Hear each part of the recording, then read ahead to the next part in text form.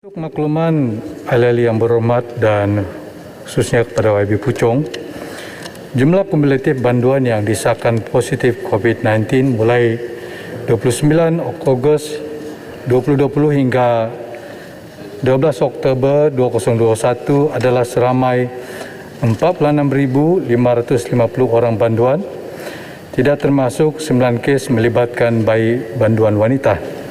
Daripada jumlah tersebut, seramai 599 orang bantuan atau 1.3% dikategorikan di bawah kes masih aktif dan seramai 45,848 orang bantuan yang bersamaan dengan 98,5% telah sembuh. Rekod menunjukkan seramai 103 orang bantuan atau 0.2% telah meninggal dunia bagi tempoh tersebut. Jumlah semasa yang disahkan positif pada 13 Oktober 2021 telah menurun kepada 60 orang atau bersama dengan 0.001%.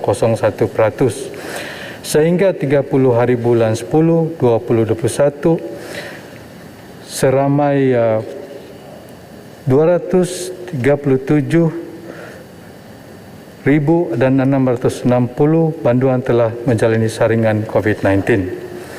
Data bagi pemberian vaksin untuk bantuan di Jabatan Penjara Malaysia sehingga 8 hari bulan Oktober 2021 menunjukkan 60,012 orang bantuan telah menerima vaksin dos 1, dos 2 dan dos tunggal.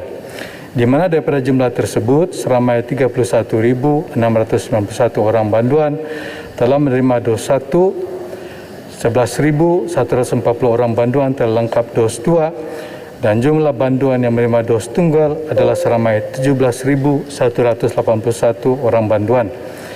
Kementerian Dalam Negeri melalui Jabatan Penjara Malaysia telah mengambil langkah proaktif bagi melaksanakan program pemberian vaksinasi COVID-19 kepada bantuan. Ini terbukti apabila program pemberian vaksinasi telah pun dilaksanakan secara berperingkat bermula beberapa bulan yang lepas sehingga berjaya mencapai jumlah yang tertinggi dalam tempoh beberapa bulan sahaja. Selain itu, inisiatif ini juga digerakkan di peringkat negeri dengan kerjasama Kementerian Kesihatan Malaysia di mana pemberian suntikan vaksin COVID-19 dilaksanakan oleh pihak Pejabatan Kesihatan Daerah yang berhampiran.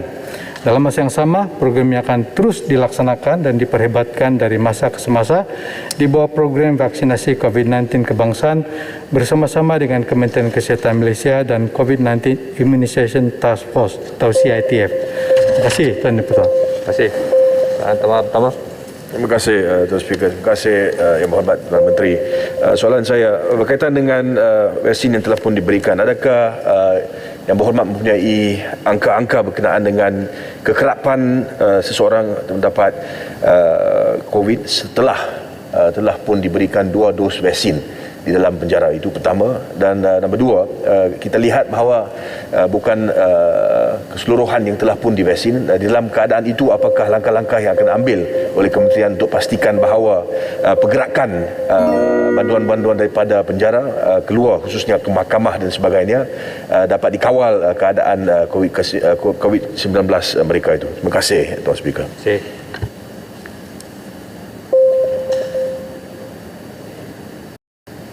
Terima kasih atas soalan daripada YB Puchong.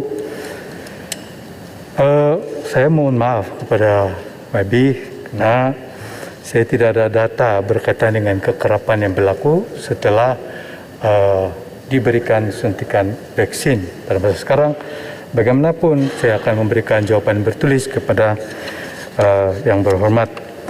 Dan berkaitan dengan soalan yang kedua, memang sebenarnya setakat ini walaupun masih ada yang belum divaksin, namun daripada laporan yang kita terima daripada yang berkenaan di bawah kementerian, tidak ada pihak yang dibawa di bantuan ini yang setakat ini menolak untuk diberi vaksin.